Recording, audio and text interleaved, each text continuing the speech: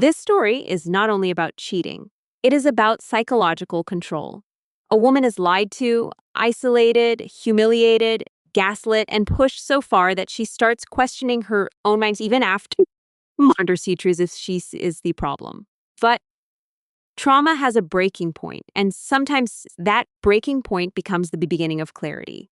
Caroline S. collapse becomes the first step in taking her life back. 7 months pregnant, fast up at her husband's office with anniversary flowers, only to get a shocking surprise. His mistress was perched on his desk. When Caroline demanded she leave, her husband just stood there, doing nothing at all. The other woman looked her in the eye and spat right in her face, and then her husband laughed. He actually laughed out loud. But what he did not know was that Caroline S. billionaire father was watching. He had spent 6 months gathering proof, waiting for this very moment, and now it had finally arrived. The story you are about to hear is unbelievable. It is filled with deep betrayal and dark secrets. A powerful man thought he was above it all, but revenge was coming for him. This is the story of a woman who lost everything and the father who destroyed the man that wronged her. You need to hear this story to the end. What happens at the 75-minute mark will stay with you forever. The spit felt hot against her skin, but the only thing she could hear was her husband's laughter. That sound would forever haunt Caroline Webb Holbrook. It was not the spit or the smell of the other woman's perfume. It was not the sudden shock that made her freeze in place. It was the sound of Grant Sass' laugh. That was the same laugh she had fallen for 7 years ago. It was the one from their wedding. The laugh that used to fill her with pure joy. Now, it felt like a knife pointed straight at her heart, and it cut her very deeply. So, let us go back to the beginning. Let us revisit the morning before her world fell apart. Caroline Webb Holbrook still believed in her life, her husband, and their vows. Her alarm showed 6:45 when she slowly opened her eyes. The golden autumn sun was streaming into their room. She stayed in bed a moment longer, with one hand on her pregnant stomach. She felt the new life moving inside of her. At 7 months or 30 weeks, her phone app said their daughter was as big as a cabbage. She checked it every single day. The baby gave 2 strong kicks, like a tiny hello. Caroline could not help but smile. Today was October 15th, their 4th wedding anniversary. It had been 4 years since she walked down the aisle in her grandmother's veil. 4 years Grant shed tears when he saw her. 4 years they had spent building a life as one. In just 2 more months, their little family would finally feel whole. She turned over, but his side of the bed was already empty. The sheets felt cold. Grant had gone to work early yet again. It was becoming a very common thing. A massive merger, he always explained. Extremely important talks. He would ask her if she could understand, and she always replied that she did. A good wife was meant to be understanding. The warm water of the shower eased her aching back. This pregnancy had been quite hard on her body. She had gained 42 pounds. Her ankles were always swollen before noon. He still told her she was glowing. He said she was beautiful. He promised that he loved her more than he ever had. Grant said many things. She picked out a blue drutus that still fit her. He had complimented her on it 6 months ago during a company dinner. "You look like the ocean," he had whispered, his hand resting on her back. So beautiful, deep, and full of mystery. She held on to those compliments on the harder days. She would think about them when he came home very late. She recalled them when his suit smelled like another woman's perfume. Yet she never thought that anything was wrong. He had to travel for work. He met with female business partners. It was all a normal part of his job. She kept reminding herself that she was not a jealous or paranoid person. It was just the pregnancy hormones making her feel so insecure. The drive to his building took 45 minutes. Caroline hummed along to the songs on the radio. They were playing classic love songs from the day they got married. Songs by artists like Etta James and Frank Sinatra. "This is real music with real meaning," Grant always said. 24 white roses were safely buckled in the passenger seat. White roses were Grant's favorite. She had ordered them 3 days in advance to get the best ones. They had long, elegant stems and were tied with a cream-colored silk ribbon. She had also booked a table at Maison Laurent. It was the restaurant where they went on their very first date. He had ordered for them in perfect French, and she knew she was in love with him that night. She had requested table 7, their special spot by the garden. Every detail had to be perfect for her big surprise. She was going to have a baby girl. She had learned the news at her ultrasound just the day before. It was so difficult to keep the secret for 24 hours. She was aware that Grant wanted a boy to carry on his family name and to teach baseball to. But she had seen the way he was with his own niece. She watched him become so gentle and soft around other people's children. Caroline knew deep down that he would completely cherish a daughter. He would love her more than anything else in the entire world. Her plan felt absolutely perfect. The entrance to Holbrook Industries was all marble and glass. A giant chandelier sparkled high above the floor. The building itself was a symbol of Grant's great success. It was 10 floors tall and had 300 people working there. He liked to say he built it all on his own, but her father's investment was what gave him his start. Grant called it his seed money. He insisted his own genius made the company thrive. Caroline signed in at the front security desk. The guard, whose name was Marcus, smiled warmly when he noticed her stomach. He said it looked like it would not be much longer now. He had worked there for many years. He was even a guest at their wedding. Just 2 more months, Caroline said, resting a hand on her belly. When he asked about the baby, she told him it was part of an anniversary surprise for Grant. For just a split second, the smile on Marcus' face vanished. It happened so fast she almost did not see it. How lovely, he said, but the sound of his voice was different. She told herself it was just her mind playing tricks on her again. The elevator went up to the 23rd floor. This was the executive floor, where Grant had his office. She knew this floor very well. It brought him lunch in London and coffee here. More times than she could count, she had stood right next to him as the devoted wife at company party. The doors to the elevator slid open. The reception area was completely silent. His assistant's big mahogany desk was empty. That was very strange. Patricia was always at her desk. Grant used to call her his right-hand woman. The sound of her shoes echoed on the wooden floors. The silence felt wrong. The whole floor felt deserted. Then she heard a sound. It was laughter coming from inside Grant's office. His warm, familiar laugh. But there was another laugh with it. It was a woman's laugh. Caroline's heart started to pound in her chest. She tried to convince herself that it was just a client meeting, but something about this felt very different. Something felt incredibly wrong. That laughter was too relaxed, too intimate. It was how he used to laugh only when he was with her. His name shined in gold letters through the frosted glass of his office door. She could see 2 shadows moving inside, standing far too close to each other. Her hand shook as she reached down for the doorknob. She pushed the thoughts away, telling herself that she was not a suspicious wife. She was not going crazy. And then she pushed the door open. The image in front of her was burned into her mind for the rest of her life. She saw every single painful detail. Bright sunlight was pouring in through the massive windows. The air smelled like a sick mixture of his cologne and a woman's perfume. 2 glasses of whiskey were sitting on the desk, and then her eyes found Grant. Her husband, the man who was supposed to be the father of her baby. His tie was loose around his neck, and his sleeves were rolled up. A woman was sitting in the corner of his desk. Her very short, expensive dress showed off her long legs. Her hand was on his chest in a way that looked very possessive. Caroline recognized her right away. It was Brittany Mercer, an old girlfriend of Grant's from his college years. He had always told her that Brittany was nobody. He said it was just ancient history from long ago. He had promised her that their relationship was never serious. Brittany was even prettier than her old photographs. She had perfect hair, perfect lips, and a body that was flawless. It was a body that had never been pregnant. The bouquet of roses fell from her hands. They made a soft sound when they hit the expensive rug. The white petals scattered across the dark floor like fresh snow, or like tears, or maybe like the shattered pieces of her heart. Grant did not get up. He did not even try to come over to her. He did not look sorry at all. He just looked annoyed, as if she had just walked in on an important business deal. "Caroline," he said, and his voice was cold and completely empty, a voice she barely knew. "You should have called before you came." The words were so simple and so unbelievably cruel. It was as if she were a stranger making a delivery, and not his wife of 4 years, standing there 7 months pregnant with his child. Brittany slid from the desk with a smooth motion.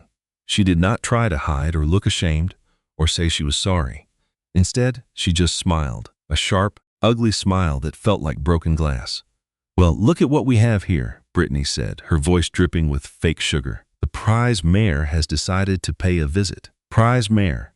The insult struck Caroline like a hard slap across the face. In their eyes, she was not a wife or even a person. She was just a thing, something for them to use to get what they wanted. Her hand immediately went to her belly, as if to protect her unborn child. Her unborn child suddenly kicked, a sharp and urgent push, sensing the terrible danger. It was as if the baby knew the world had just become a terrifying place. "Grant," Caroline whispered, her voice much smaller than she intended. It was the sound of a woman who had already lost everything before the fight had even begun. "What is happening?" But she did not need an answer. She already knew. A deep part of her had known for months. She saw all the clues but chose to ignore what they really meant. The late work nights, the sudden trips, the way he recoiled from her touch, the scent of another woman's perfume on his shirts, the strange charges on their credit card bills. She had been aware the whole time. She just refused to face the horrible truth. Grant tilted back in his expensive office chair. He glanced at Brittany, then at Caroline, before his eyes settled on the ceiling. He acted like this whole scene was a major bother to him, like her pain was completely irrelevant. "This is not what you are thinking," he said. It was the oldest excuse in the book, the same lie every cheating husband tells. She had watched this scene in countless movies and read it in novels. She had always wondered what kind of woman would be foolish enough to fall for those words. Now she knew. It was a woman who was desperate, a woman whose entire world revolved around a single person, a woman who would have absolutely nothing left if her marriage turned out to be a lie. Brittany let out a sharp, ugly laugh that would haunt Caroline's dreams for years to come. She walked toward Caroline with a slow, menacing confidence. Every single step felt like a threat. She stood so near that Caroline's pregnant belly was almost touching her. The cloying smell of her perfume was overwhelming. It was a costly, sweet scent, like beautiful flowers left to rot. "Did you really think you could hold on to him?" Brittany scoffed. She looked down at Caroline's stomach with utter contempt. "With that thing? How pathetic. Did you think having a baby would make him love you?" The words were like acid, spoken with such ease. "Grant," Caroline said again, her voice now sharp and icy. "Make her leave." She stared at her husband, her eyes begging him to be the man she had married 4 years ago. A second passed, then another. The huge clock on the wall seemed to tick louder in the awful silence. Grant did nothing. He stayed in his fine chair, in his tailored suit, in his giant office. He just sat and watched as his mistress attacked his pregnant wife. His bruislets was the only response she was going to get. Brittany cocked her head, looking at Caroline like she was a curious bug. Then she did something so disgusting. The memory would be burned into Caroline's mind forever. She very deliberately gathered spit in her mouth, making sure Caroline watched the whole process. Then she leaned in and spit right in Caroline's face. Caroline felt the sudden warmth, then the disgusting wetness. A tidal wave of pure shock rolled over her. She could not believe another person could be so cruel, or that her husband was just sitting there watching it happen. Caroline was frozen to the spot. Her hand started to her fist but stopped midair. She was paralyzed. Wiping it away felt like defeat, but leaving it there was humiliating. So she just stood there while the spit trickled down her cheek. His mistress just grinned, looking proud of herself. Her husband watched the entire thing with a casual, detached expression. And then Grant laughed. It was not a small chuckle. It was a loud, full-throated laugh, as if he had just been told the funniest joke in the world. He laughed at his own wife, standing there pregnant and degraded. At that moment, something inside Caroline shattered. She did not yell or break down. She simply turned around and walked out of the office. She walked by the empty receptionist area, stepped into the elevator, and descended its 23 3V floors. She went through the marble lobby, past a security guard named Marcus who would not meet her eyes, and walked into the parking garage. She had no real memory of the journey. One moment she was in the office, the next she was sitting in her quiet car. The parking garage was cold and dim. It smelled of concrete, engine fumes, and hopelessness. She sat in her car for 7 full minutes, She counted every breath. She counted the light fixtures on the ceiling. She counted the empty parking spots around her. The numbers meant nothing, but they were the only thing that kept her from screaming. Her baby kicked once, then again. It was a gentle nudge that seemed to say, "I am with you, Mom. I am here." Caroline finally started the car. Her hands were still shaking. The spot on her cheek was now dry, but she could still feel the stain of it. She knew that feeling of humiliation would stay with her for a very long time. She did not head for home. She could not bear the thought of that house, a place bought with Grant's money, a house decorated with their wedding pictures, the place where she believed they were creating a future. Instead, she drove to the one place she knew she would be safe. She drove to Meredith's. Meredith Cole lived in a converted warehouse with lofts. The apartment had exposed brick and huge windows, and a fire escape that looked down on a little garden. It was the sort of place Caroline dreamed of living in before she ever met Grant. She did not call first. She just drove there, parked her car, and took the creaky freight elevator up to the 4th floor. Meredith opened the door wearing yoga pants and a cozy sweater.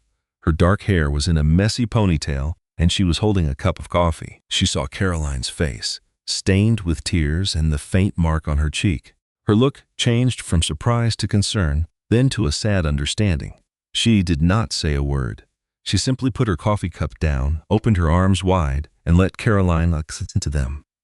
Caroline cried for 23 minutes without stopping. They were ragged, body-shaking sobs that she could not control. She cried until her throat was sore and her eyes were swollen. Meredith just held her tightly, stroking her hair and whispering soft words of comfort. The tears finally ran out, not because she felt any better, but because there were none left.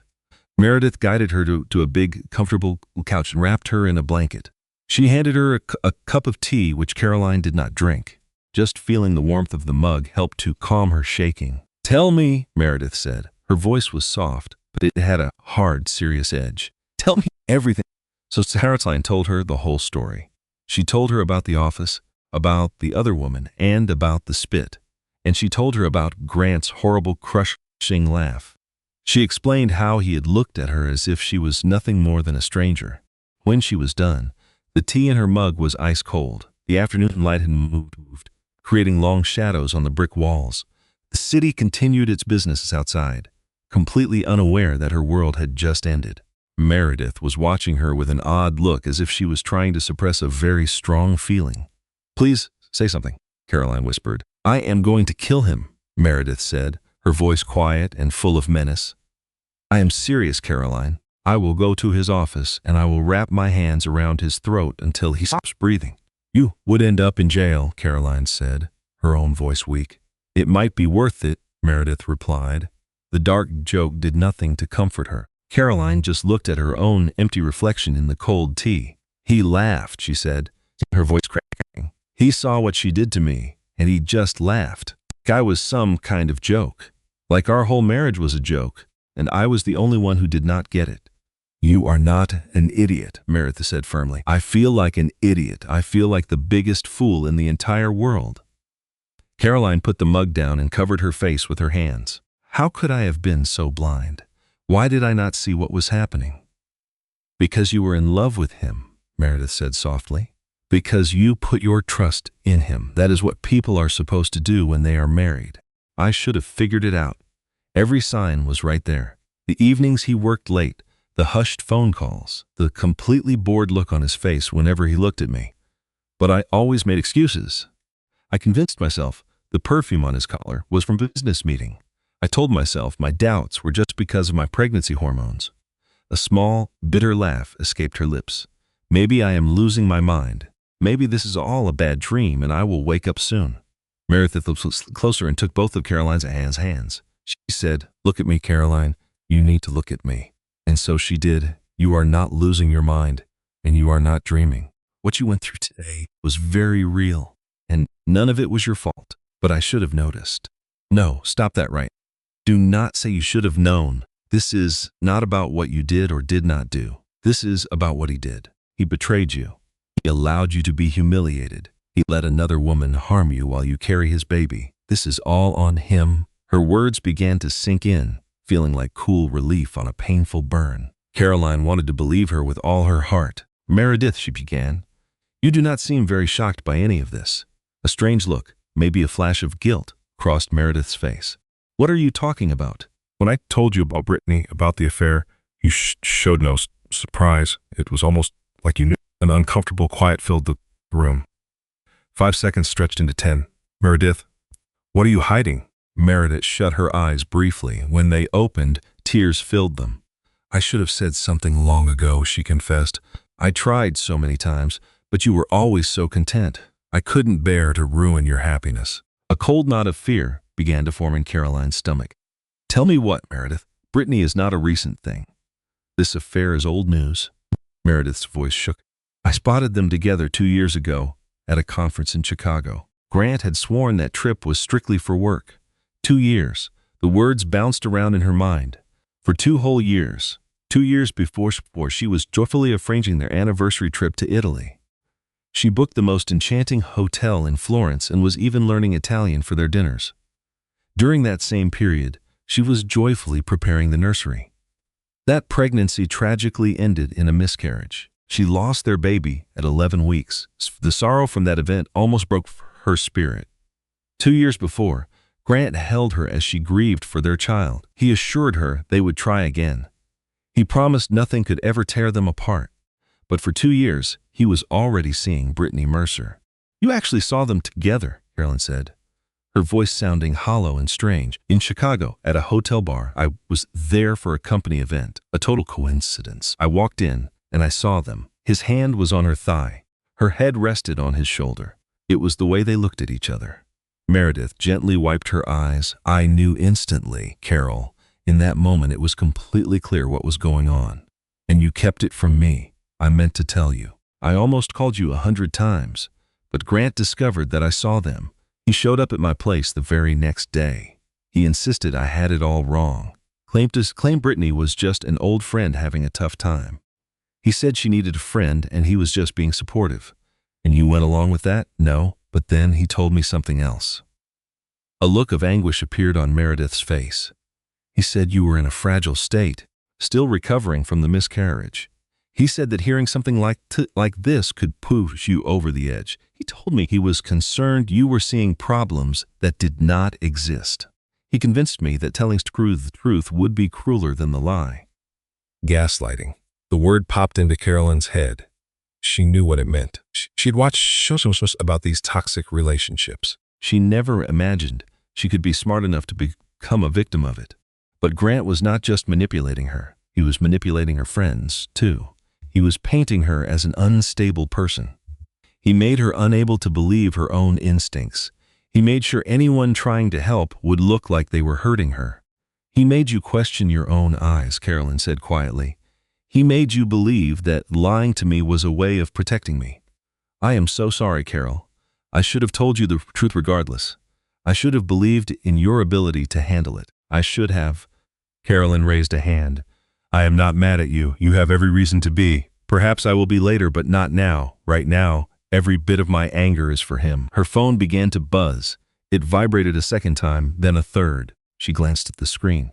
3 Perkins messages from Grant. The first one read, "You are blowing this out of proportion." The second one read, "It was only a joke. You are aware of Brittany's strange sense of humor." The third one demanded, "Get back home. You are causing a scene." Then another came through. "You are going to upset the baby." Carolyn looked over his messages again. Each word felt like a small jab. Each message was a lie wrapped in false care. Overreacting, as if being spat on was a trivial matter. A joke, as if that word could excuse the assault. "You are being dramatic." That was his favorite line, his way of making her emotions the issue instead of his actions. "You are going to stress the baby." He was now using their unborn child as a pawn, turning her pregnancy into another instrument of control. "What's he saying?" Meredith asked. Carolyn handed her the phone. She watched her friend's expression change from shock to rage, before hardening into a cold fury. "The audacity of that man," Meredith said in a low voice. "The absolute audacity. He actually expects me to return home. He thinks I will say sorry for making a scene. He imagines this will come off forgotten. Is he right?" Carolyn pictured the quiet house, The big bed she shared with a man she did not know, and the nursery so full of promise. She thought of the wedding picture on the wall she would have to see every morning. I am not sure, she confessed. I truly do not know what my next move is. I have no one else. My whole world is tied to his. The house is in both our names. Our finances are in joint accounts. My very identity has become Mrs. Grant Holbrook. Then we will help you create a new one. How? I quit my job when we married. He wanted me to make a home for our future, to prepare for a family. I gave up my professional life for him. I put my whole life on hold for him. The immense weight of her circumstances finally hit her. She was 7 months pregnant, without an income, dependent on a man who stood by as another woman spat in her face. What choices did she have? Where could she possibly go? How could she soothe child after spending the last 4 years building her life to fit into his? You should phone your father, Meredith said gently.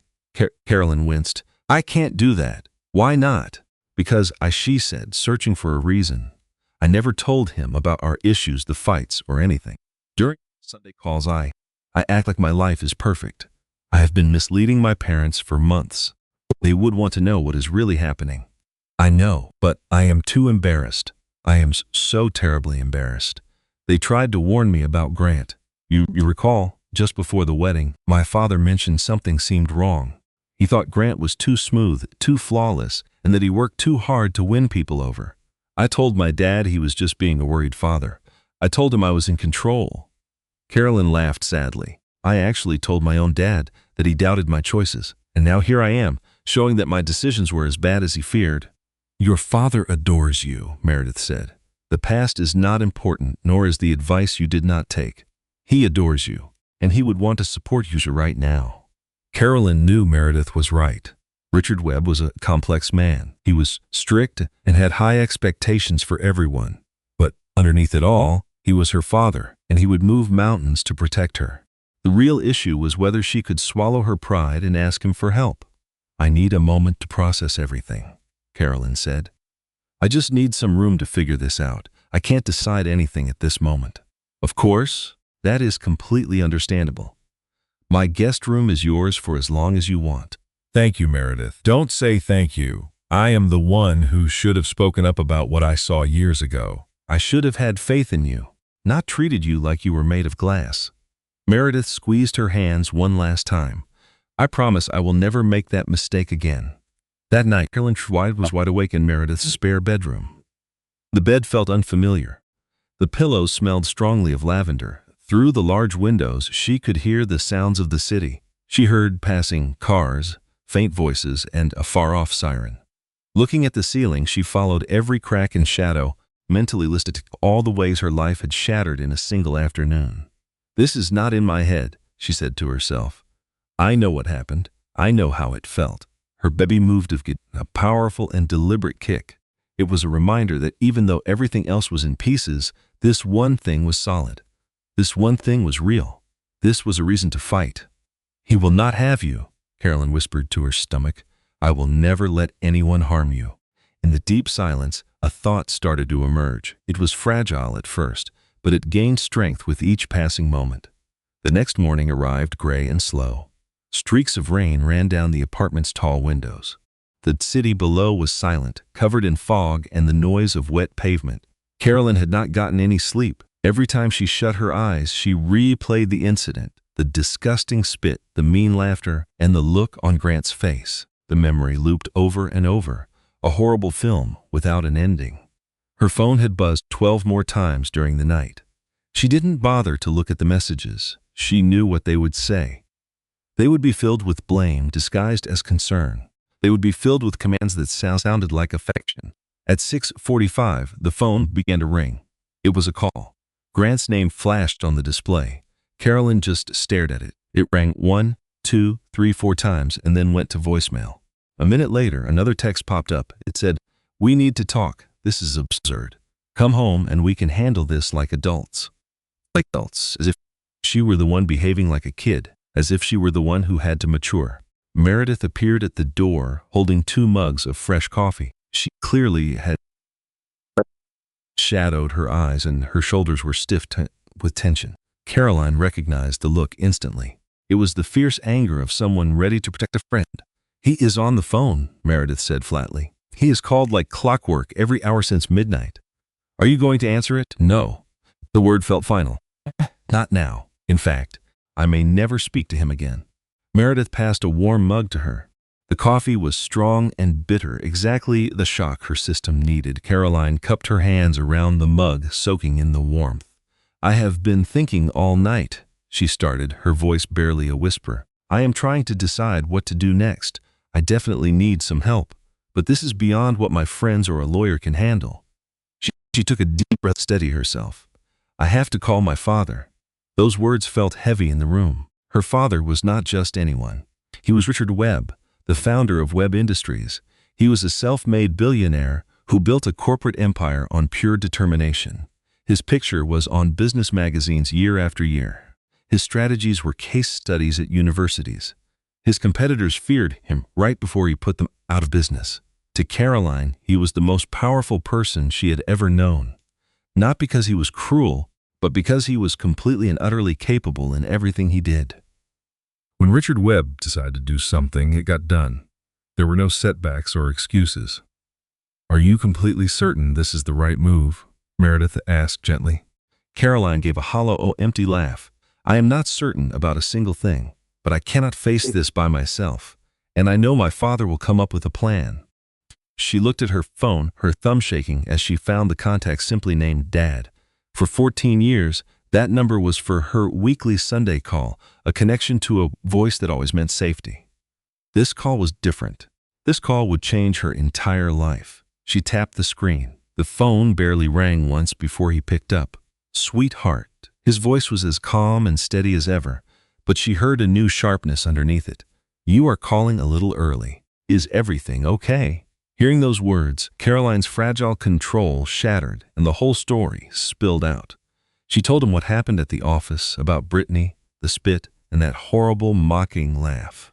She admitted the last 2 years had been a complete lie. She described how Grant twisted her words until she questioned her own sanity. She confessed every small cruelty she had tried to overlook. She told him everything. After she finished, the silence on the line stretched for 11 terrible seconds. Each one felt like a lifetime. Then, Richard Webb spoke 5 simple words that changed her reality. I will be there by morning. Daddy, you do not need to do that. Yes. His voice was quiet, but it was layered with a cold fury she had never heard. For the first time, she truly understood why people were afraid of him. I do. I am just so sorry. I should have told you sooner. I should have taken your warnings seriously. I should have. Caroline, be quiet. His command was soft but firm. We can talk about that later. Right now, I need your exact location. I need you to stay where you are.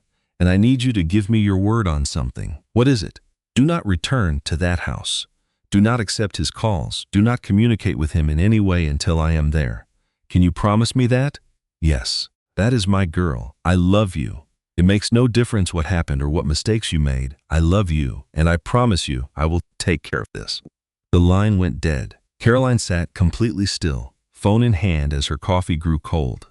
He is on his way, she whispered to Meredith. I had a feeling. He sounded different. I have never heard him sound like that in my entire life. Meredith waited a moment, then chose her words with care. Carol, your father can be a very dangerous man. I do not mean physically. He is the type of person who can absolutely destroy someone's life. I am aware. And you are all right with that? Whatever he is planning to do to Grant, you are okay with it? Caroline thought for a long time. She remembered the feeling of spit on her face and the sound of his condescending laugh. She felt of all the lies. Then she thought of the new life growing inside of her, a daughter who needed her mother to be safe. Yes, she said, her voice now firm. I am absolutely okay with that. The rest of the day passed in a blur. Caroline tried to eat, but could only get down a single piece of toast. She tried to nap, but just stared at the ceiling. She tried to read a magazine, but the words would not focus. Meredith never left her side, making tea and telling awful jokes that at least cut through the silence. At 7:45 that night, Grant arrived. He announced his presence with 3 loud bangs on the door that made the frame shake. Then his voice echoed through the wood. Caroline, I know you are in there. Open this door right now. A sharp fear shot through her. The baby kicked inside her, as if it felt her panic. Meredith jumped to her feet, standing in front of the door like a security guard. "Go away, Grant," she yelled. "She does not want to talk to you. You stay out of this, Meredith. This is between my wife and me." "Your wife?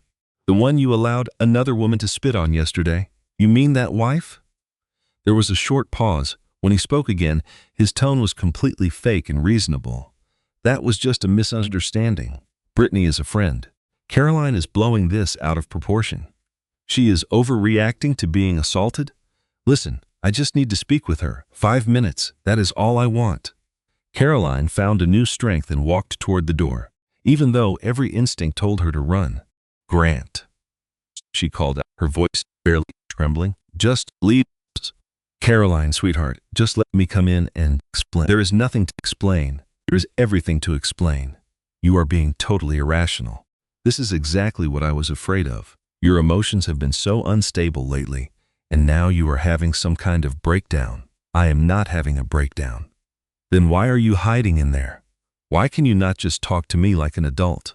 This is not how normal people act. Caroline, I am getting very worried about you." The way he twisted the truth was suddenly crystal clear. How did she ever believe him? How did she ever think that she was the one with the problem? "Go home, Grant. Not until we resolve this. Not until you stop acting like a child. If you are not gone in 30 seconds, I am calling the police." "For what? For a husband trying to see his wife? They will think you're crazy free." For trespassing. "And for harassment. And for anything else my lawyer suggests." Another silence. This one lasted much longer. "Lawyer." Grant's voice had changed completely. It was now flat and cold. "So, you already have a lawyer. My father is landing in 3 hours. He is bringing Ted Ashford with him. I am sure the two of them will want to speak with you." The silence on the other side of the door felt different. Caroline could almost hear his mind working, calculating how the situation had changed. "Your father," he finally said. "Of course, you always run to your daddy. Goodbye, Grant. This is not over, Caroline, not even close. Do you think his money is going to save you? You do not know what I can do. And you do not know what I will do to protect what belongs to me, not who belongs to me." She was an object. She had always been just an object to him. "Leave," she repeated, her voice full of authority. She heard his footsteps walking away down the hall. She heard the chime of the elevator and the sound of the doors opening and closing. And then there was silence. Caroline leaned against the wall, her legs shaking. But somewhere deep inside, a small flame began to burn. It wasn't anger or even hope. It was something. She had defied him. She had kept him out. She had set a boundary and she had defended it. It was a tiny victory, but it was all hers. Meredith gently put an arm around her. "You handled that perfectly, Carol. I feel like I am going to throw up. That is a very normal feeling." "You just stood your ground against a bully. That takes a lot of energy." He sounded so calm, as if I was the one making things difficult. That is how they operate. They make you feel insane for having a normal reaction to their terrible actions. Caroline closed her eyes and took a long, unsteady breath. "My father is going to ruin him," she said softly. "Excellent. No, you do not understand. He will completely ruin him. This is going to be more than just a divorce. It is going to be total destruction. Even better, is it bad that I want that to happen?" Meredith was quiet for a second. "Do you know what is bad? What he did to you? The gaslighting, the manipulation, the way he made you question your own mind. That is what is bad." She gave Caroline's shoulder a squeeze. "Whatever happens to him now is not about revenge. It is about consequences." 3 hours later, Richard Webb's private jet landed. He was not by himself. Lorraine Webb stood next to him, her silver hair perfect. She did not look like a mother. On a rescue mission, she looked like a queen arriving to take back her kingdom. Behind them was Theodore Ashford, the family attorney, carrying 3 briefcases of paperwork. And behind him was a man Caroline did not recognize. He was big and solid, with a serious face and eyes that missed nothing. The drive to Meredith's apartment was 30 minutes long. Caroline rested in her mother's arms, her tears finally gone. She just let herself be held, remembering what it felt like to be truly safe. Her father, Rich, sat across from them, saying nothing. He just looked at his daughter with an expression she could not quite understand. There was love in his eyes, but also something else, something cool and calculated. When they reached Meredith S. building, They gathered in the living room, like a team preparing for battle. Ted began to place documents on every empty space. Lorraine went to the small kitchen to put on water for tea. The serious-looking man, whose name was Vincent Marshall, stood near the window, watching the street. "Daddy," Caroline finally said in a soft voice, "what is going on?" Richard sat down in front of her and took both of her hands. His touch felt warm, but his grip was very strong. These were the same hands that taught her to ride a bike and that walked her down the aisle. They had always meant she was safe. "6 months ago," he began, "I got an anonymous letter about your husband." That single letter was the beginning of everything. Richard took an envelope from his coat pocket. It was a plain, white business envelope with no return address. Her father's name was typed on the front in a common font. "A messenger brought this to my office in April," Richard explained. It had no tracking number and no sender's name, making it impossible to trace. He gave the envelope to Caroline. Her hands trembled as she opened it. The letter inside was typed on simple white paper. It read, "Dear Mr. Webb, your daughter Caroline is married to a man who does not deserve her. Grant Holbrook has cheated on her from the very start of their marriage. He has stolen from her, lied to her, and he is planning to take everything that she has. By the time you get this, he will have been with another woman for almost 2 years. I know you have the ability to check this information. I am asking you to please do it before it is too late. A friend." "A friend," Caroline repeated, her voice sounding empty and distant. "Who sent this?" "I do not know yet," Richard answered, leaning closer. "When I first read it, I wanted to just throw it away. Grant was part of the family. He was the father of my grandchild. I did not want to accept that I could have been so wrong about him. But you did believe it," she said, more as a statement than a question. "I believed it needed to be investigated." Very quietly and with great care, Richard looked toward the serious man by the window. "Vincent is a former Federal Bureau of Investigation agent who now runs security for my company. I had him look into Grant's life without anyone finding out. Not Grant, not you, not even your mother until just last week." Caroline turned to face Vincent Marshall. He met her gaze and did not look away. His face showed absolutely no emotion. He was a man who noticed everything but spoke very little. "What did you discover?" she asked him. Vincent came over to them. He placed a very thick folder on the coffee table. It seemed to have at least 200 pages inside. "The affair with Brittany Mercer started 6 weeks after your wedding," he stated. His voice was steady and professional, only stating the facts. "They first met at a hotel in Midtown Manhattan on November 2nd of that year. It was the same hotel where your husband claimed to have a business dinner. I have copies of the credit card statements, the security camera videos, and the phone records that show their relationship began that day and has continued ever since." 6 weeks. Only 6 weeks after she had said her vows. 6 weeks after their first dance as a married couple. 6 weeks after he had lifted her over the doorstep of their new home. Just 6 weeks. But Brittany was not the only one, Vincent went on. In the past 3 years, Grant Holbrook has been involved with at least 4 other women. Some were short-lived, while others are still happening. He kept all of them a secret from you and from one another. He opened the folder, showing her pictures, text messages, and hotel bills. It was a long history of his deception that spanned almost her entire marriage. Caroline saw photos of women she did not recognize in restaurants she had never visited, sharing intimate moments that should have been hers. How many times had Grant kissed her goodnight right before sending a message to another woman? How many work trips were just secret vacations? How many nights had she stayed awake, sensing he was growing distant when he was really thinking of someone else? "There is more," Richard said quietly. "More?" Caroline let out a strange, broken laugh. How could there possibly be more? Vincent presented another set of papers. These were bank records and small financial statements. Pages covered it that blurred as she looked at them. "Your grandmother's trust fund," he explained. "The one you received on your 25th birthday. The original amount was $2,400,000. I know about the fund," Caroline said. "Grant helped me open the account. He said he wanted to invest the money for me." "Oh, he invested it, all right, straight into his own accounts," Vincent said, pointing to a line on one of the pages. for the last 2 years. That money has been moved through several fake companies that are all secretly owned by Grant Holbrook, and every last cent went into bank accounts that he alone controls. Caroline looked at the paper, unable to make sense of the numbers. That is not possible. I would have seen something.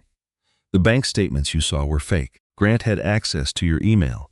He would delete the real statements and replace them with false ones to make it seem like your money was fine.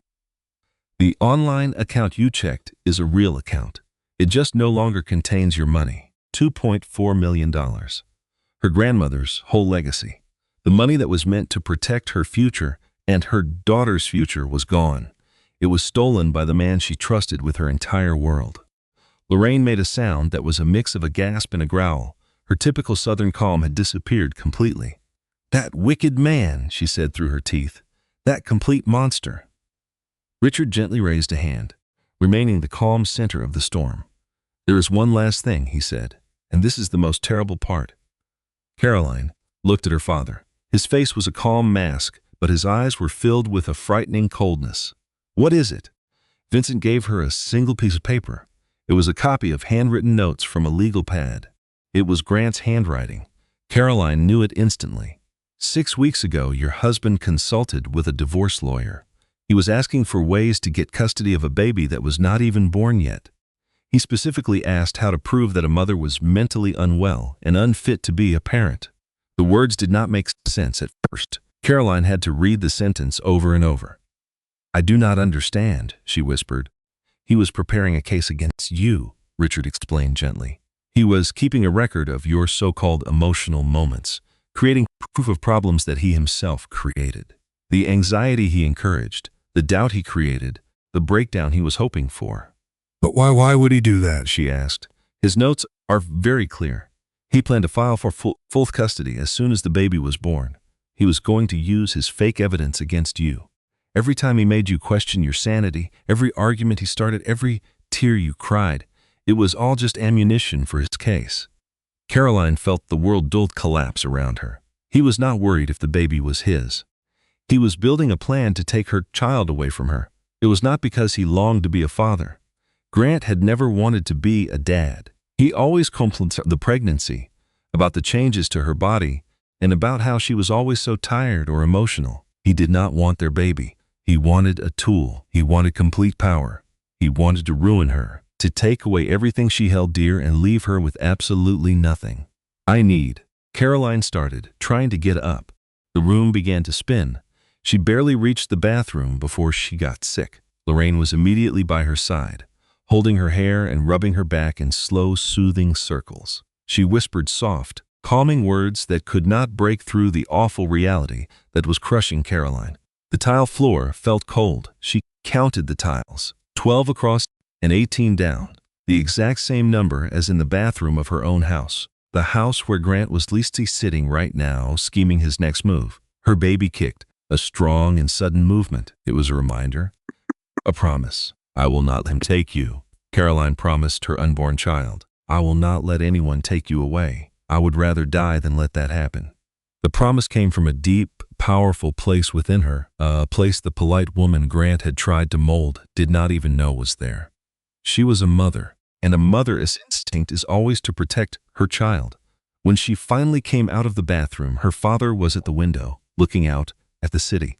He stared at a world that just kept going, unaware of her private agony. "So what do we do now?" Caroline's voice was almost inaudible. Richard turned around.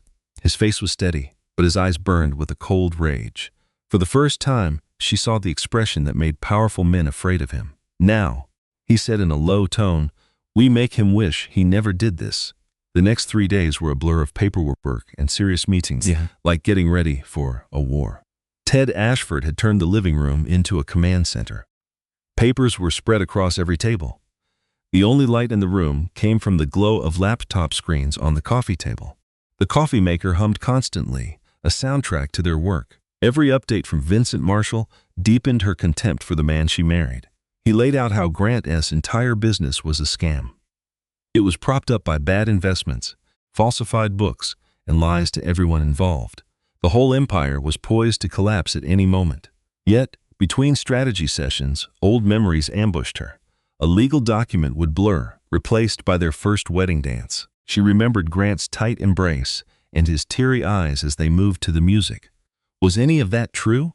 Had he ever cared for her at all? Or was she just another piece of his elaborate con from the start? The happy moments were now a relentless torment. Their first dinner at Maison Laurent.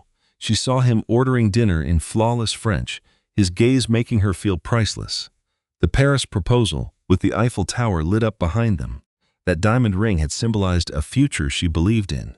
She remembered their first married days, the easy laughter, and him bringing her morning coffee. Where did that man go? When did this new one emerge?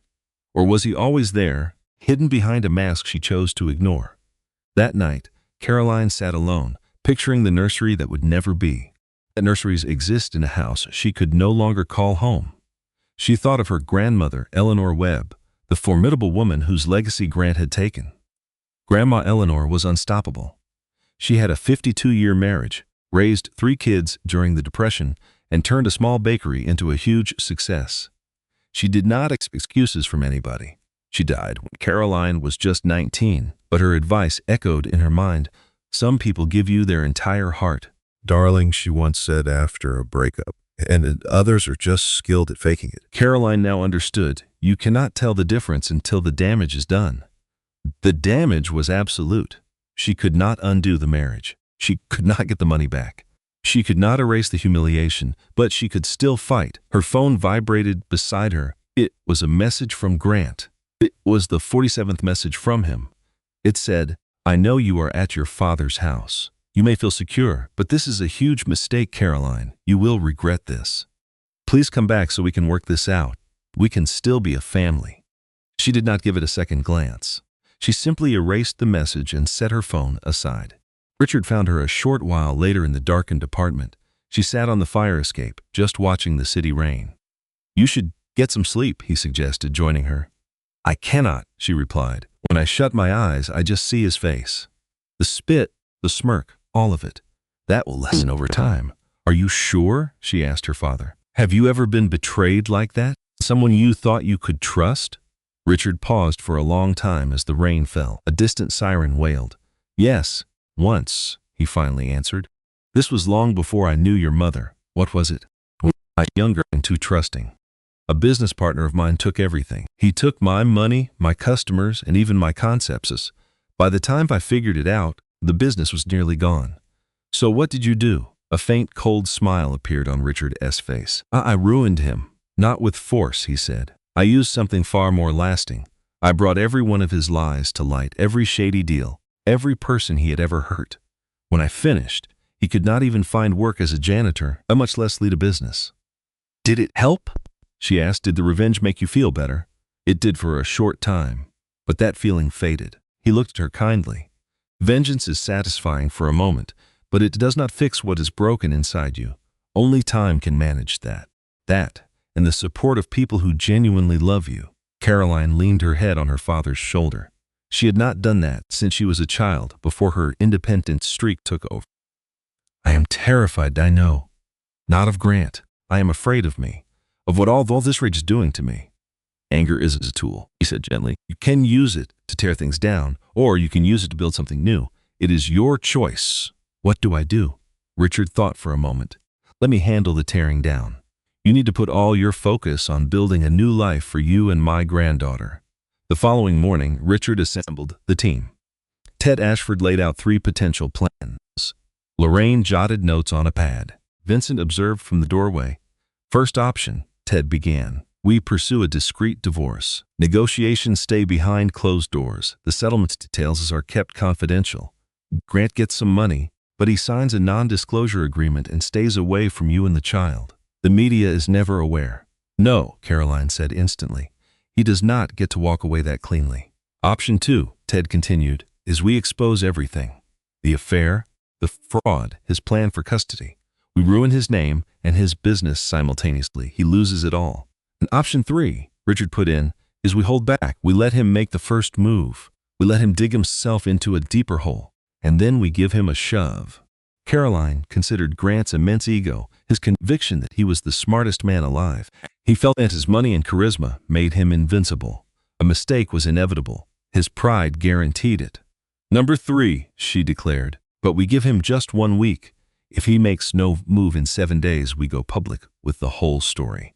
Richard nodded, seemingly unsurprised by her decision. "One more thing," Ted added. "Vincent found something just this morning." Everyone looked at the ex-investigator. "Grant has been talking to a journalist. Her name is Jessica Crane, a tabloid writer. She is known for exposing scandals in rich families. Grant wants to release his side of the story first.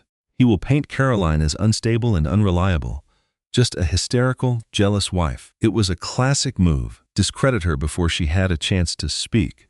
"What is the timeline?" Richard asked. "He is feeding her bits and pieces, building his story. That article could drop any time."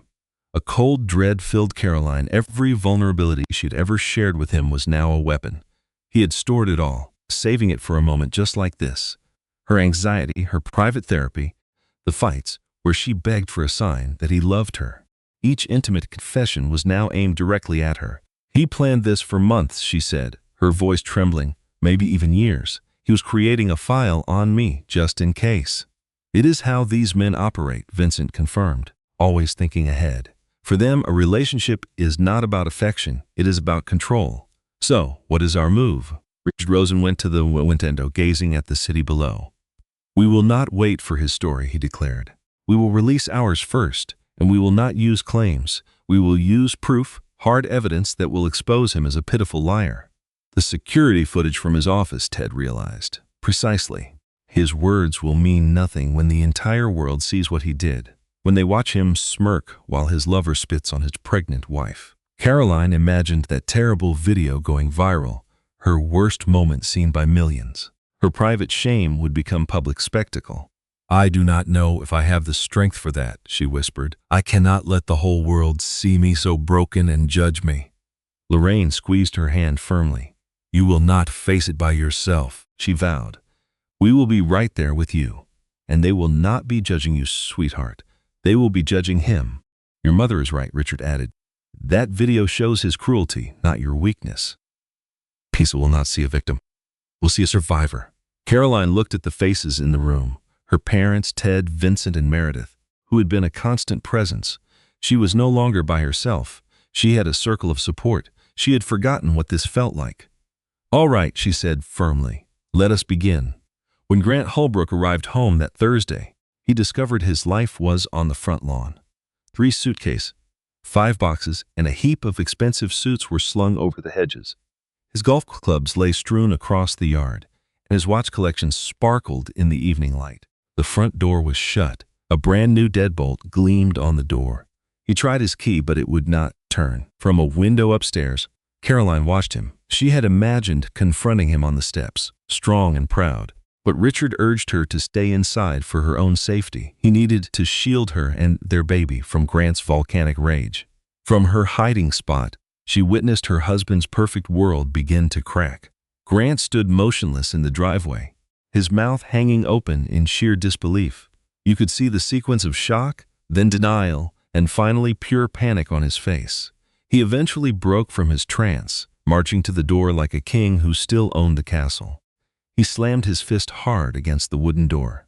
3 loud thumps echoed inside the house. He shouted, Caroline, you will open this door immediately." Silence was his only reply. "This is my home. You do not have the right to do this. This is illegal." Then, the door opened to reveal Richard Webb. Behind him were Lorraine Hyen, Ted Ashford, and Vincent Marshall. They presented a human wall, a line of people who were done with Grant Holbrook's deception. Richard gave a calm smile. "Grant," he said, "what an unexpected visit." For a second, Grant's usual confidence faltered. He then put his mask of composure back on. "Richard," he asked, forcing a pained smile, "this is a surprise. I did not realize you were here. I assume there are many things you do not realize. Look, whatever Caroline has told you, it is a big misunderstanding. We merely had an argument. That is what married couples do. Everyone just needs to calm down." "Calm down?" Richard's voice was low, almost gentle. "You are suggesting we calm down?" "Yes, this entire thing is being exaggerated. Caroline is just being emotional. You know, with the pregnancy. You know how women can be. If I could just speak with her." I have already seen the video. Grant froze.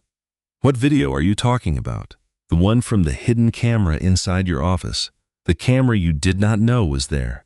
I watched your mistress spit right in my daughter's face, and I watched you laugh. Should I describe how you looked? You appeared to be enjoying the moment. His calm appearance finally started to crumble. You could see the real fear show in his eyes.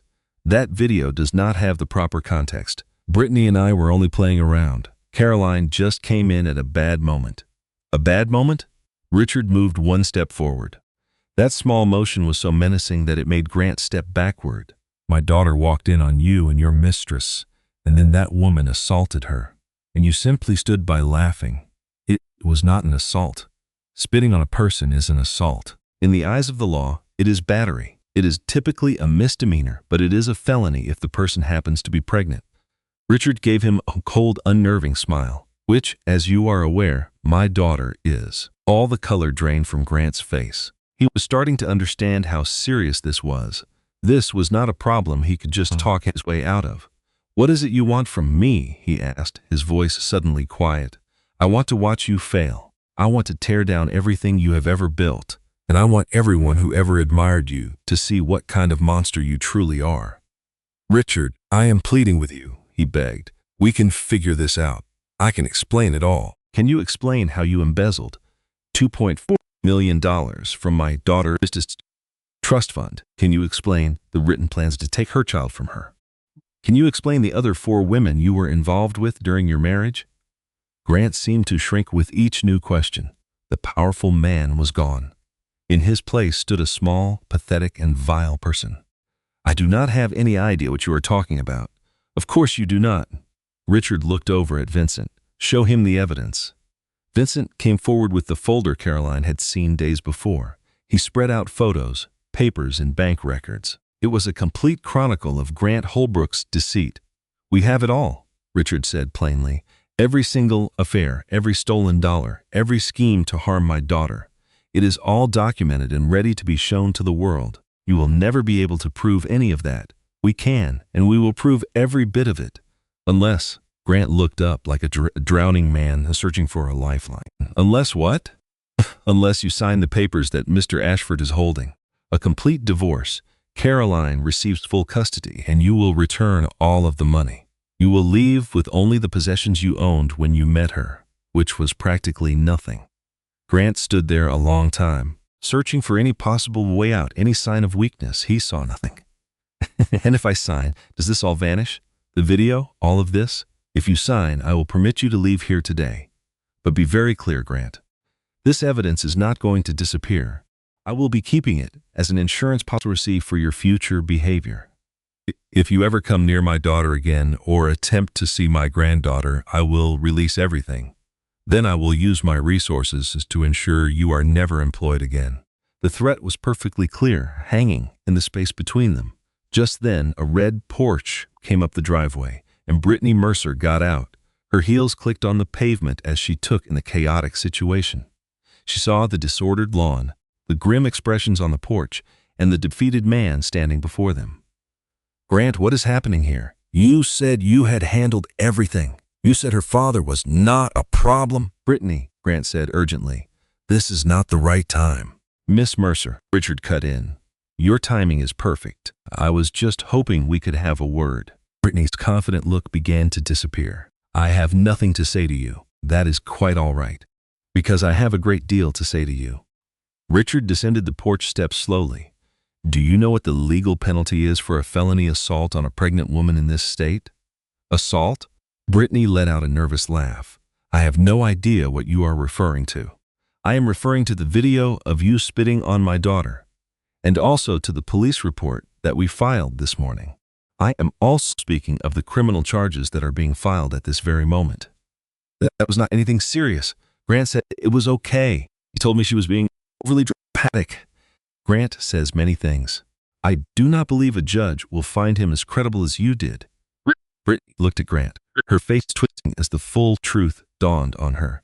She realized that he had used her, that his promises to her were just as false as those he made to Caroline. Grant, you need to tell them it was all your idea. You told me that I should do it. Brittany, just be quiet. You said this would be helpful in the divorce. You said you had to prove that she was. You said. I said to be quiet. Grant's voice broke, and his entire facade fell apart. What stood there was a desperate, awful man watching his entire life go up in flames. Caroline had seen everything she needed to see. She came down the stairs and stepped onto the porch, looking at her husband as if she was seeing him for the first time. He was a total stranger. Or maybe he was finally being his true self, the real Grant Holbrook who was hiding behind charm and deception.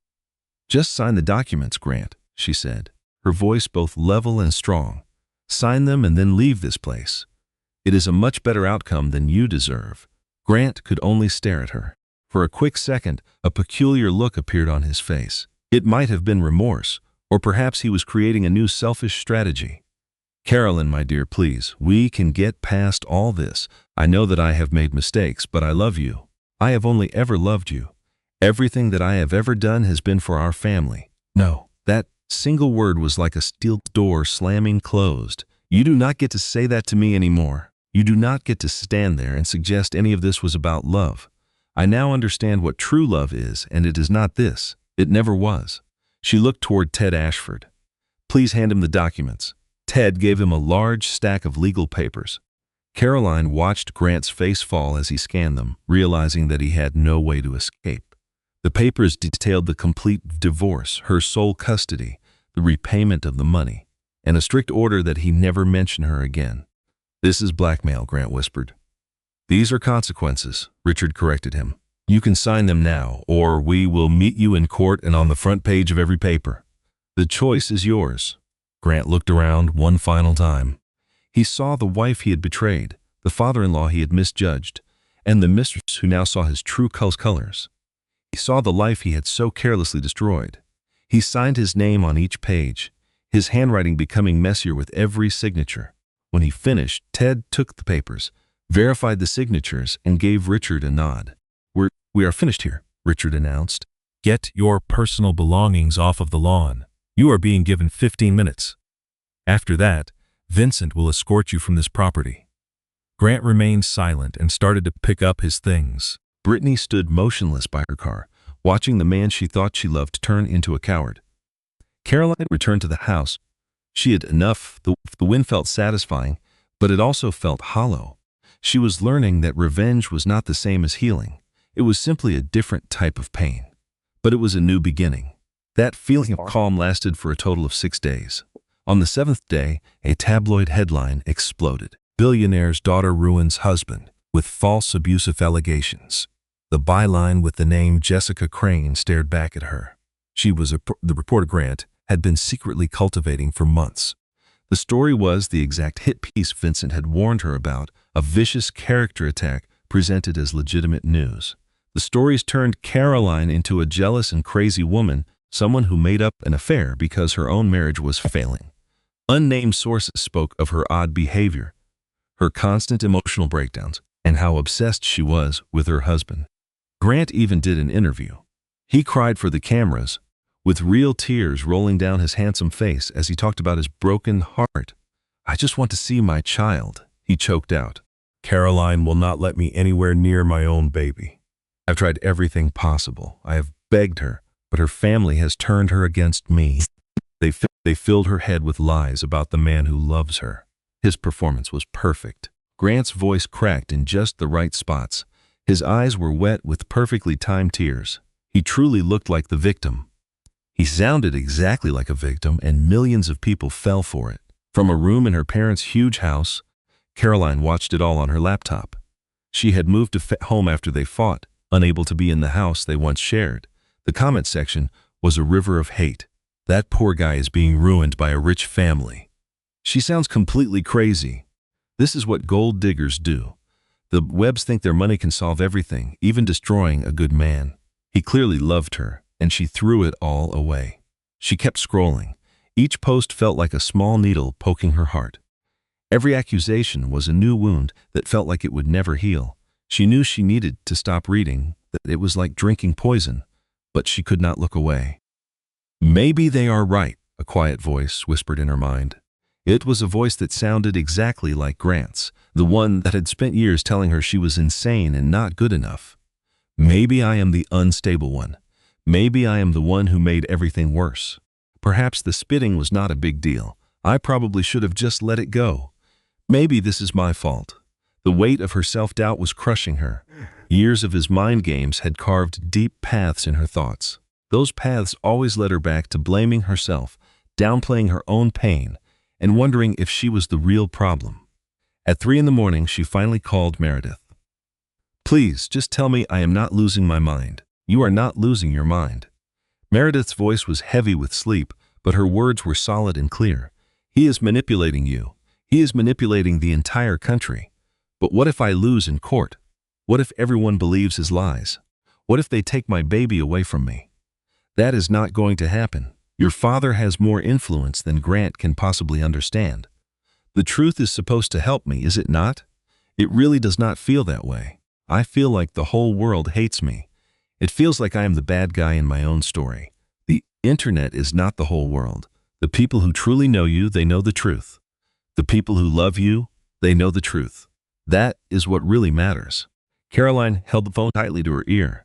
There was static on the line, but it felt like a connection to safety. "I am just so tired, Mur. I am tired of fighting a battle I never wanted. I am so sick of having to defend myself from all these lies. I am sick of being painted as the villain. I know, sweetie, I know, but this is almost finished. Your father is about to let everyone see the real Grant. Just hold on for a little while longer." The next week was a complete nightmare. More articles came out and more interviews were shown.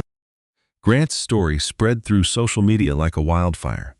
Complete strangers who knew nothing about their lives picked sides, made judgments, and talked about their marriage like it was a show on television. Caroline could not leave her parents' property without being surrounded by photographers. A simple trip to the doctor involved facing the cold stares of strangers. Her life was not her own anymore. It was something for everyone to watch and tear apart. She felt like a trapped animal with no place to hide. Her doctor became worried. The extreme stress was beginning to affect her pregnancy. Her blood pressure was rising to dangerous levels. The baby's heart rate was showing signs of distress at her appointments. "You have to rest," Dr. Patricia Owens told her firmly. "You must stay away from the internet. You have to stop letting this man live inside your head." "How am I supposed to do that?" He is everywhere I turn. Millions of people believe I'm some kind of terrible person. "You hold on to what is real. Concentrate on the baby that is growing inside of you and on the people who truly care about you. Concentrate on the new chapter that will start when this is all done." Dr. Owens gave her hand a gentle squeeze. "He is trying to break you, Caroline. That is his strategy. Proving you are unstable is the last move he is left to make. You cannot let him win." That night, Caroline sat in her dark childhood bedroom. This was the room where she used to dream about what her life would be. It was a place where she pictured a future filled with love and joy, with kids who would never experience any pain. The walls were still decorated with posters from when she was a teenager. She saw the faces of movie stars she had forgotten and rock bands she did not listen to anymore. They were like ghosts of the person she was before Grant, before the mansion, before the wedding, and before she began giving up parts of herself. She took out her phone, opened her pictures, and went back through the past few years. There she was on her wedding day, looking so bright and full of hope, so certain that she had found her happiness forever. There she was on their honeymoon in Bali, laughing on the sand, with Grant's arm around her, and his smile looked so real. And there she was when she announced her first pregnancy, the one that she had lost. Her face was lit up with a joy that was about to be taken from her, and then, in pictures she had almost forgotten about, she saw the woman she used to be before she met him. That woman was strong and independent, with dreams that were all her own and had nothing to do with being a wife. What happened to that person? Where did she go? The answer came to her like a quiet whisper from deep within. She did not go anywhere. She was just sleeping, and now it is time for her to wake up. The baby gave a powerful, strong kick. It was a sign that life keeps moving forward, that the future was not decided yet, and that this was not how her story ended. Caroline put her phone down, dried her tears, and made a promise to herself. She was not going to let Grant Holbrook control who she was. Not now. Not ever again. She had been broken into many pieces, but in the space between the cracks, something new and powerful was starting to emerge. Richard Webb scheduled his press conference for a Thursday morning. The timing was planned perfectly. It would take over the news for the day, get the largest possible audience, and cause the most harm to Grant Holbrook. The event was held in the large ballroom of the Webb Foundation building. It was filled with 300 journalists, 15 television crews, and reporters from all the big news channels in the country. Caroline watched it all from a private room upstairs. Her mother was next to her, holding her hand tightly. Meredith was on her other side. Dr. Owens had told her not to go, saying it was too much of a risk, but she needed to see it happen. She needed to witness the moment when the truth was finally revealed. Richard stood at the podium. He was wearing his best suit, the one he wore for important meetings and government hearings. A huge screen behind him showed the logo for Webb Industries. The entire setup was professional, serious, and very intimidating. "Thank you all for being here," he started. His voice was calm and controlled, the voice of someone who had already won the fight before it began. "I am here today to set the record straight about a false story that is being spread by the media, a story created by my former son-in-law, Grant Holbrook." The room became completely quiet. 300 reporters leaned in, hanging on his every word. 3 weeks ago, Mr. Holbrook did in an interview where he said he was the victim of a hateful wife and her powerful family. He cried to asked everyone for their sympathy. He made himself look like a good man who was being destroyed by things he could not control. Richard stopped for a moment, allowing the tension to grow in the silent room. "Today I am going to show you what really happened." The large screen behind him came to life. It showed a very clear, high-quality security video. The video was of Grant's office, with bright afternoon sunlight coming through the windows. Brittany Mercer was sitting on the edge of his desk. Then, Caroline walked into the room holding a big bouquet of flowers. The entire room of journalists watched in total silence as the true story started to play out. They heard the whole terrible conversation, the insults, the sound of spit being gathered, and then they saw it hit Caroline's face while Grant Holbrook just laughed. The video was played 3 different times.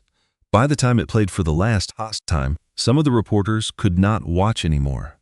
A few of them were actually crying. The horror of what they were seeing was real and could not be denied. "My daughter was 7 months pregnant," Richard said after the video ended, "and she had to stand there while her husband's mistress spit right in her face, and he thought it was funny." He let that horrible idea settle in the room. "But what you just saw is only a small part of the damage Mr. Holbrook has done to my daughter. I am now going to show you evidence of his constant emotional abuse, his financial misdeeds, and his detailed plan to take her child away from her." The evidence was then presented in a slow, unstoppable flow. The case began with the financial records, which laid out the crime in black and white.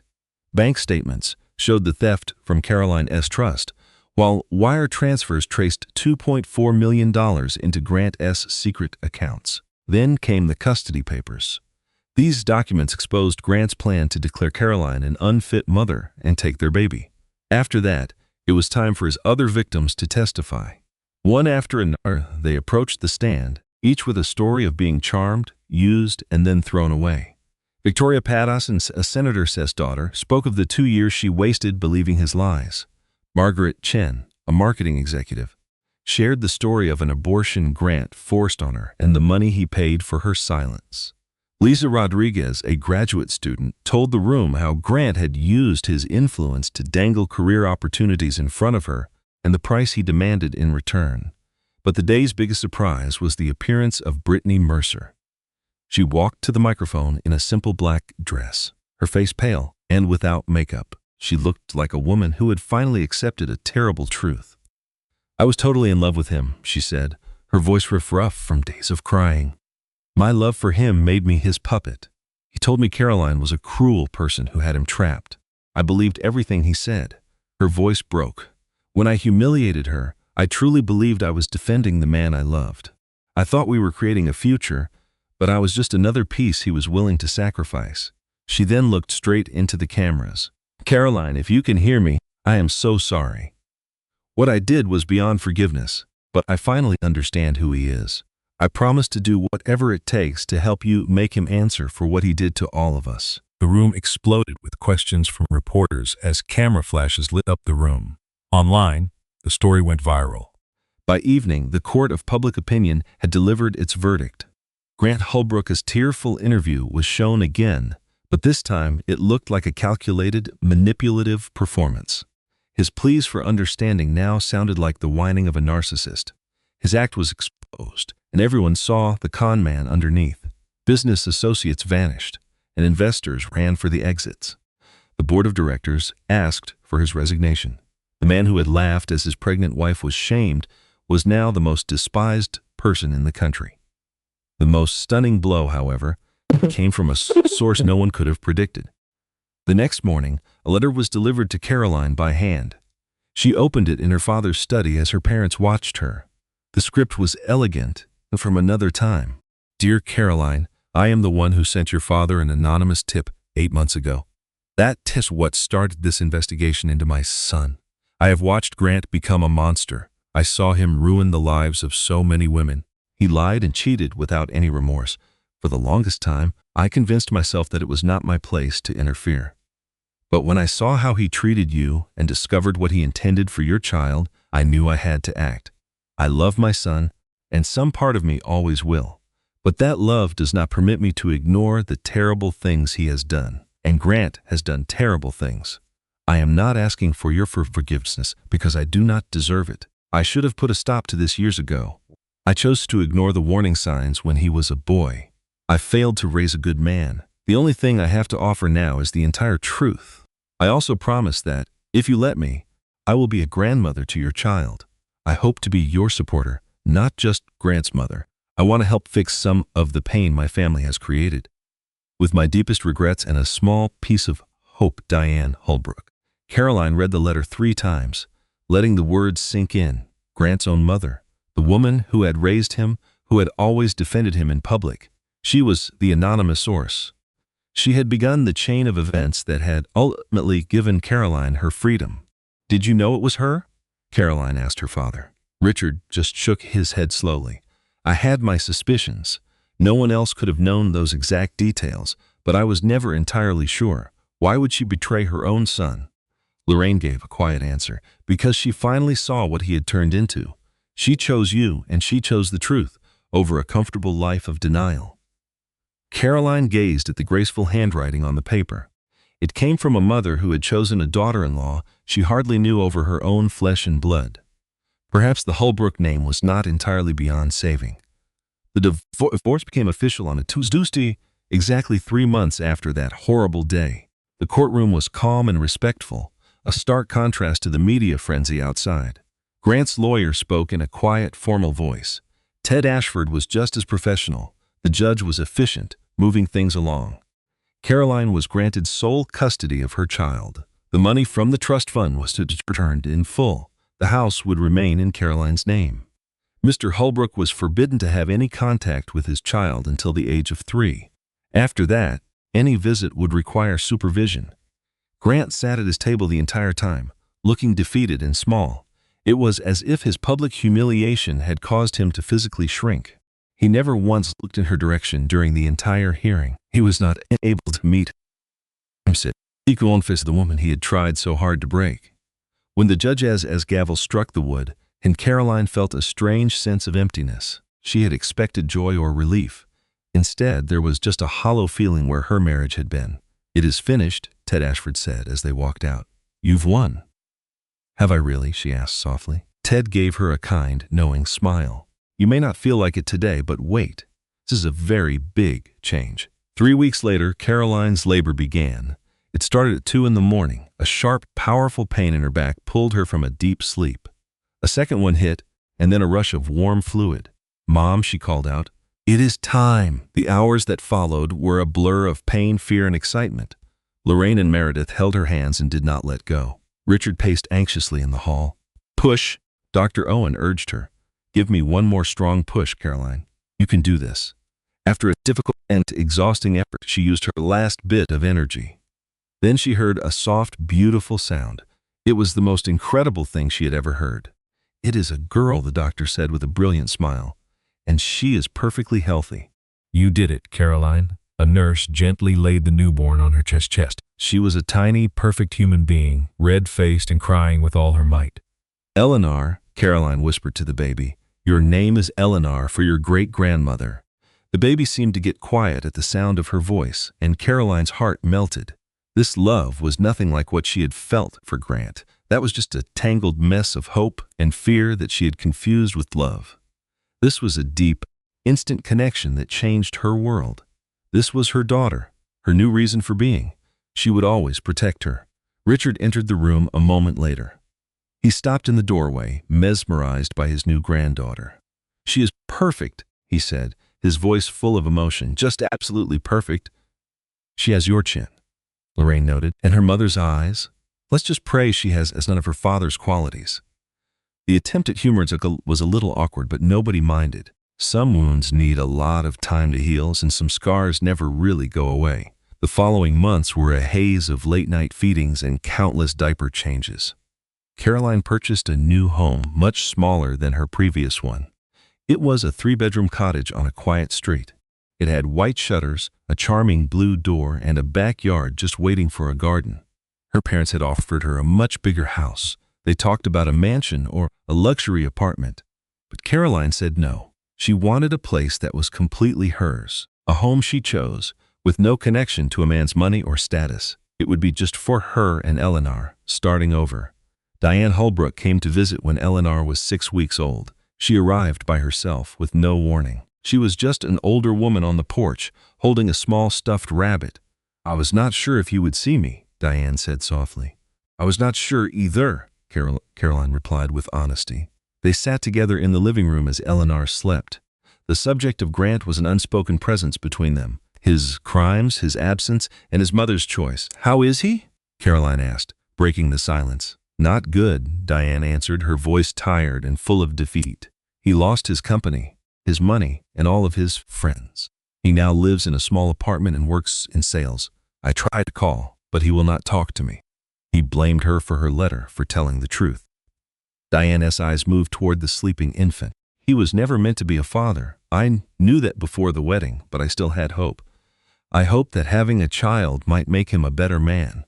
It would not have." "You are correct. It would not have," Diane agreed. A weighty quiet fell between them. A clock ticked away the seconds on the wall. Eleanor sighed softly in her sleep. "I just can't forgive him," Caroline finally said. "I don't believe I ever will. I am not asking you to, but I recognize the sacrifice you made. You chose me over your own son." Diane's eyes began to water. "He is always my son, and I will always love him. But loving him does not mean I accept his cruelty. Sometimes love means preventing him from causing more pain. Can I ask you something personal?" "Of course." "When did you first see it? When did you truly understand what he was like?" Diane was silent for a long moment. When she finally answered, her voice sounded far away. "He was just 8 years old. We had a beautiful cat named Marmalade. I saw him in the yard with her one day. He was pulling her fur out, one small piece at a time. The poor creature was in agony, but Grant just had a smile on his face." A chill ran through Caroline. "How could I have missed it? I convinced myself it was just a phase. That boys can be rough with animals. I created every possible excuse because the truth was just too terrible to accept." Diane wiped away a tear. "For 30 years I have justified his actions. 30 years I watched him harm people and pretended it was not that bad. I am done with that now." Eleanor moved, making a quiet noise as she slept. A flicker of hope crossed Diane's face. "Could I hold her, just for a second?" Caroline paused. This was the mother of the man who almost ruined her life. But she was also the woman who ultimately did the right thing, choosing justice over her child. "Of course," Caroline said gently. "You can hold her." Diane gently lifted Eleanor from her crib with a grandmother's tender skill. Tears streamed down her face. "Hello, my beautiful girl," she whispered. "I am your grandma.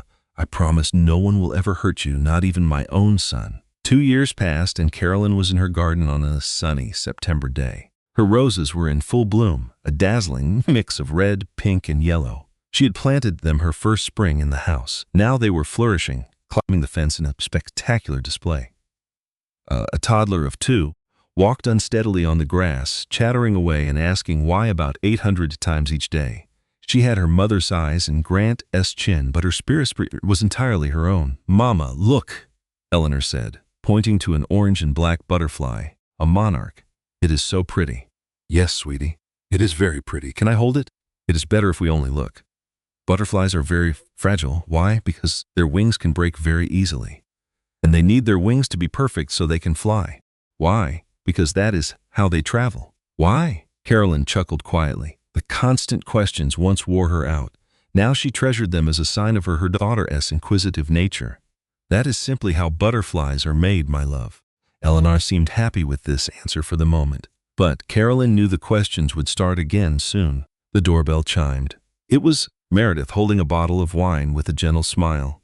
"Happy anniversary," she said. "What anniversary is it?" 2 years ago today, the divorce was final. I thought that was something to celebrate." They sat on the back porch while Eleanor played with her sand toys. The sun felt warm on their faces. The wine was chilled just right. Her life was finally calm after so many years of turmoil. "Did you see the news?" Meredith asked. "I try not to pay attention to it. Grant's company officially collapsed yesterday. Chapter 7 bankruptcy. Everything is being liquidated. Nothing is left." Carolyn took a sip of wine, watching her daughter play in the sand. Great. She didn't feel victorious, just relieved and finally free. What about him? He is still in that Small apartment with the same sales. His reputation is gone. Nobody wants to do business with him. Meredith continued. He tried to get visitation rights again last month. I heard Ted took care of it. The judge refused him again. Good. They sat in a comfortable, quiet time that true friends can enjoy. Friends who have supported each other through the times. "I ran into Brittany last week," Meredith mentioned casually. Carolyn looked over, surprised. "Where did you see her?" "At a support group for people who survived abuse." She has been as detenting for almost a year, working through everything. Is she okay?" "She is getting better. She asked how you were, wondering if you had found some happiness." Carolyn thought about Brittany, the woman Grant had used against her, a pawn in his scheme. "Tell her that I am happy," Carolyn said at last. "And tell her I hope she finds her own peace too." "So you are not angry with her anymore?" "Oh, I am still angry. But my anger isn't tea for her now. We were both just in his game. Grant used both of us. The only real difference is that I saw the truth first." The afternoon went by peacefully. Eleanor asked for apple slices, then a book, and then to be pushed on the swing. This was Carolyn's new life. A life from small, happy moments. It was the exhausting, amazing full-time job of a mother. It was completely different from the life she had pictured with Grant Holbrook, with his huge house and fancy parties, and it was so much better. That night, after Eleanor was asleep and Meredith had left, Carolyn sat in her silent living room, looking at the pictures on her bookshelf. One picture was of Eleanor at her first birthday, her face covered in cake and pure joy. Another showed Carolyn with her parents at Christmas, smiling by a decorated tree. There was the photo of Eleanor meeting Diane Holbrook, with emotional tears on the older woman's face. And there was an old photo of Carolyn at her college graduation, long before she knew Grant. That young woman seemed so full of hope, unaware of the pain ahead. But she also looked strong and sure of herself. Carolyn felt she was slowly becoming that person again. She was changed, but she was becoming familiar. She was being put back together, but stronger this time. She realized now that the prison never had a lock. She had been her own jailer. Grant had constructed the cell, but she was the one who stayed there. Freedom was not about discovering a key. It was realizing the door had been open all along. Her phone vibrated with a text from her dad. "Dinner on Sunday?" Yes, Eleanor and I will be there." "Perfect. Your mom is making her famous pot roast. Please tell her that I love her." "You can tell her yourself. I am not your message service." Carolyn smiled and put her phone down. She walked to Eleanor's room and saw her daughter sleeping soundly. She still checked her phone at night, but now she was looking at the baby monitor, not at old texts. Her old routines were gradually becoming new ones. She still woke up with anxiety at 3 in the morning sometimes. But now her worries were about being a good mother, not about her past. She had saved only one picture from her wedding. It was not of her and Grant, it was of her father, his eyes filled with tears as he walked her down the aisle. That was true love. That was the love that rescued her. "We are going to be fine, Eleanor," she whispered. "We already are." And she was correct. 5 years later, Carolyn was on a stage speaking to a room of 300 people. It was the yearly gala for the Webb Foundation, raising funds for the work that had become her life's purpose. 7 years ago, she began, I was completely lost. I was lost inside my marriage, lost in another person's version of me, and lost thinking my value came from a man who never deserved me. The room was silent, every person hanging on her words, their attention focused on her. I was controlled, manipulated, and made to question my own sanity. I was conditioned to think my feelings were wrong and that I deserved the mistreatment. She paused, scanning the crowd. She saw empathy, curiosity, and on some faces, the familiar pain of another survivor. Today, the Webb Foundation assists over 2,000 women each year. We help women escape unsafe homes. We help them start over. We help them learn, just as I did, that nobody else has the right to decide your worth. Eleanor was in the front row. She was 7 years old, smart, curious, and absolutely fearless. She had insisted on coming tonight, choosing her favorite dress and telling her mom she wanted to see her be brave. I am not here to discuss my ex-husband. His part in my story is over, and it was never very compelling anyway. I am here to discuss the amazing women this foundation supports. The women who did not let their past control them. The women who rebuilt their lives from nothing. Her gaze found her daughter, her parents, and her friend Meredith. She also saw Diane Holbrook, a loyal guest and supporter. Healing is not a final stop. It is a process. Some days are more difficult than others. Some emotional wounds will never completely disappear. But we gain strength every time we decide to move forward. We demonstrate a powerful truth. We show that we are much more than the bad things that have happened to us. We are greater than the people who tried to destroy us. We are survivors, and survivors are the most powerful people on earth. A few scattered claps quickly grew into a roaring wave of applause. As Caroline walked off the stage, Eleanor ran to her and wrapped her arms around her mother's waist. "Mom, you were incredible." "Thank you, my sweetie. Were you nervous up there?" "A little bit. But then I thought of something very important." "What was it?"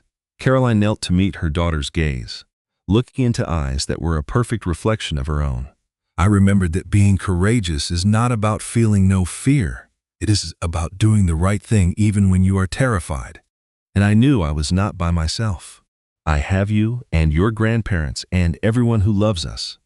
Eleanor squeezed her again with a powerful hug. It came from a little girl who had never known real terror, who had never seen her mother sobbing on the bathroom floor at 3 in the morning. She believed with all her heart that everything would be all right. As she looked at her daughter, Caroline started to believe it too. The pain had not vanished. It would likely never go away completely. The insults, the ridicule, and the years of deception were now a part of her, but they were chapters in her history, but they did not define her. Her true story was this very moment. This room was filled with love. This little girl would grow up understanding what true love is. This was the future she had built from nothing but her own willpower and the support of those who cared. Her story was one of recovery. She would still book up some tights, feeling the ghost of his spit on her cheek. The sharp sting of that shame was still buried deep in her spirit. But then she would look at her incredible new life, at her daughter, and at the foundation that had helped countless women find their own strength. That's when she would remember that the ultimate revenge is not to ruin someone. The ultimate revenge is to build a beautiful life in spite of them. A scar remained. Some injuries always leave a trace. But traces can become guides, showing you where you have been and reminding you why you can never go back. And Caroline Webb, formerly Caroline Holbrook, had no desire to ever look back. She was only moving ahead, only looking up, only walking toward her freedom. And that is the journey of Caroline Webb, a woman who survived the flames and became stronger. If this story moved you, if you felt her sorrow and cheered for her victory, I would love to hear from you. Please leave a comment below. Tell me which scene impacted you. Was it the spit, the laughter, or the moment her father showed Grant Holbrook what real character looks like? And if a friend of yours is fighting a silent battle, please share this story with them. Sometimes knowing you are not isolated is the beginning of finding your own power. Click the like button if you believe in karma. And if you are new here, welcome. Subscribe and tap the notification bell so you will not miss another story, because we share tales of betrayal, strength, and the kind of justice that life serves. Thank you for staying with me until the very end. You are the reason I tell these stories. Until our next story, be strong, be brave, and always remember, the best revenge is a life well lived.